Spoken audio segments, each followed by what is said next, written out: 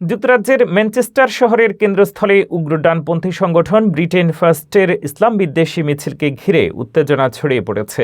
সংগঠনটি অভিবাসন ও মুসলিম বিরোধী দাবিতে এই কর্মসূচির ডাক দেয়।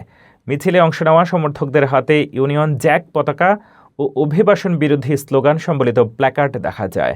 এর বিপরীতে কয়েক গুণ বেশি মানুষ বর্ণবাদ ও ফ্যাসিবাদ বিরোধী ব্যানার নিয়ে পাল্টা বিক্ষোভে অংশ নেন। তারা সম্প্রীতি ও সহাবস্থানের পক্ষে স্লোগান দেন। দুই পক্ষ কাছাকাছি এলে পরিস্থিতি উত্তপ্ত হয়ে ওঠে। আইনশৃঙ্খলা রক্ষায় পুলিশ ব্যাপক নিরাপত্তা ব্যবস্থা নেয় ও উভয় পক্ষকে আলাদা রাখার চেষ্টা করে। পাল্টা প্রতিবাদকারীদের অভিযোগ, উগ্রপন্থীরা উস্কানিমূলক মন্তব্য করেছে। সামাজিক যোগাযোগ মাধ্যমে ঘটনাটির ভিডিও ছড়িয়ে পড়ে এবং যুক্তরাজ্যে ইসলাম ভীতি ও অভিবাসন ইস্যু নিয়ে নতুন বিতর্ক শুরু হয়েছে।